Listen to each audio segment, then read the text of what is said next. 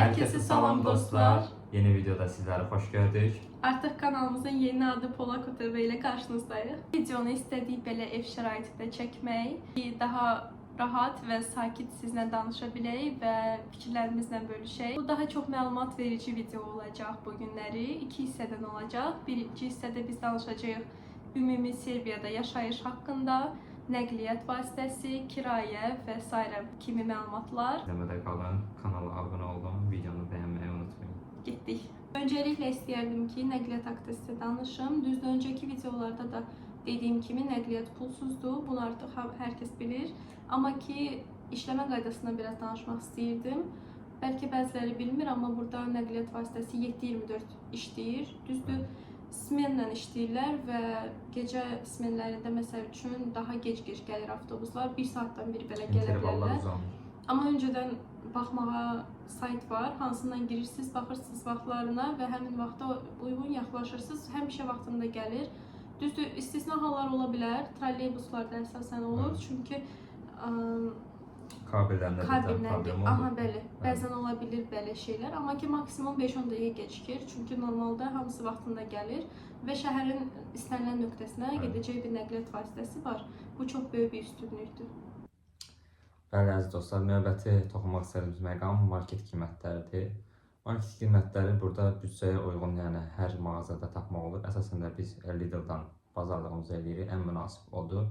Digər böyük şəbəkələr də var, Maxi var, Aman var, yəni fərqli mağazalar var. Yəni büdcəyə uyğun əgər bazarlıq eləmək istəyirsiniz, Lidl-dan müraciət edə bilərsiniz.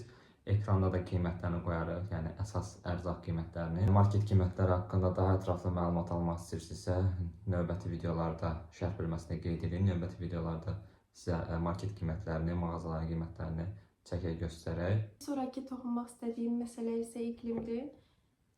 Burada hal-hazırda çox istidir. Yəni yay ayları ümumiyyətlə çox isti keçir, 40 dərəcəyə qədər qalxa bilər. Amma bir məsələ var ki, burada nəmlik o qədər yüksək deyil. Ona görə də dözmək olur. Belə boğucu bir isti yoxdur. Düzdür, gün yandırır, amma ki ümumiyyətlə məsləhət görürəm 6-ya qədər evdən çıxmayasınız.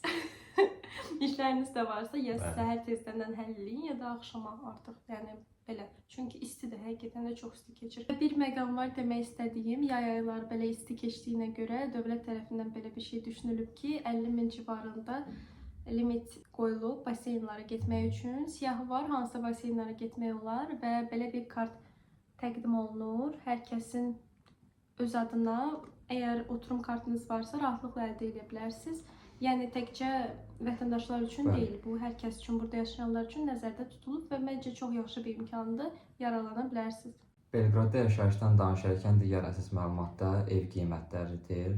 Ev qiymətləri burada hər cür büdcəyə tapmaq olar. Mərkəzə yaxın ərazilər 600-700-dən başlayır. Daha kənar yerlərdə 400, hətta 300-ə belə tapmaq olur. Düzdür, kvadratı falan balaca olur, amma yəni mümkündür. 300 studiya evlərdir. Bu da əksərən demək olar 90%, 100% evlər studiya evlərdir, yəni Amerikan tərzi evlərdir. Kirayə ev tapmaq istəyirsinizsə, ən məşhur saytlardan biri City Expertdir. City Expert agentliyidir. Bu agentlik sizdən heç bir komissiya tələb etmir. Komissiyanı yalnız ev sahibindən alır. Digər çox yaxşı bir şeydir. Bəli. Burada komissiyalar 50%-dir. Yəni standart bütün agentliklər 50%, evin 50%-ni komissiya olaraq sizdən tələb edir. Digər saytlar da var. Buradakı saytlar birbaşa ev sahibləri elanlar paylaşır. Ekrana yerləşdirərək daxil olub baxa bilərsiniz. Yəni bu qədər. Rayonlar haqqında sizə məlumat verim. Burada da Bakıda olduğu kimi rayonlara bölünür. Bir çox rayonlar var. Əgər ailəvi şəkildə gəlirsinizsə, burada ən çox necə deyim, tələbat olan rayonlar Buraçardır, Zvezdaradır, Dorçoldur, Vozdavaşdır. Yəni düzdür, Zvezdarla Vozdavaş şəhərdən biraz kənardadır. Digərləri şəhərə yaxındır. Ölkəyə gəldikdə sizə ən önəmli şeylərdən biri internetdir. İstərdim o haqqda da biraz Cavit bəy məlumat versin. Bəli, burada 3 şəbəkə mövcuddur. A1, 7 və MTS. Bunlardan hər hansısa birinə yaxınlaşa bilərsiniz. Burada şəbəkələr, filiallar mövcuddur.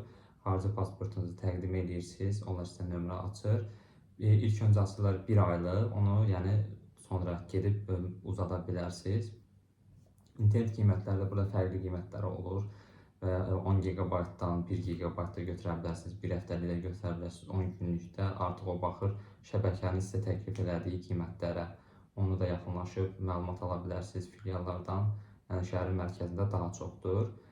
Biz MTS istifadə edirik. MTS-də belə bir kampaniya var. Kampaniya deməyək, belə bir tarif var. 2000 dinara, aylıq 2000 dinar ödəməklə 25 GB əldə edə bilirsiniz. Və o sizə bir ay kifayət edir ki, işinizi görsün. Unutmayın ki, hər kəsin təcrübəsi fərqlidir. Əgər digər suallarınız varsa, Instagram səhifəsindən bizə yaza bilərsiniz. Açıqlama bölməsində olacaq. Bəlkə də çoxunu çəkməmsən, nə belə basa-basa. Və beləliklə bu video sona çatdı. Əgər videonu bəyəndinizsə, like atmağı unutmayın və şərhlərdə öz fikrinizi yazın. Bu videonun ikinci hissəsi mütləq çıxacaq. Daha çox sənədləşmə haqqında və digər önəmli mövzular haqqında biz danışacağıq. Ona görə takip edin və videolarımızı qaçırmayın. İzlədiyiniz üçün təşəkkür edirəm hər kəsə. Sağ olun. Sağ olun.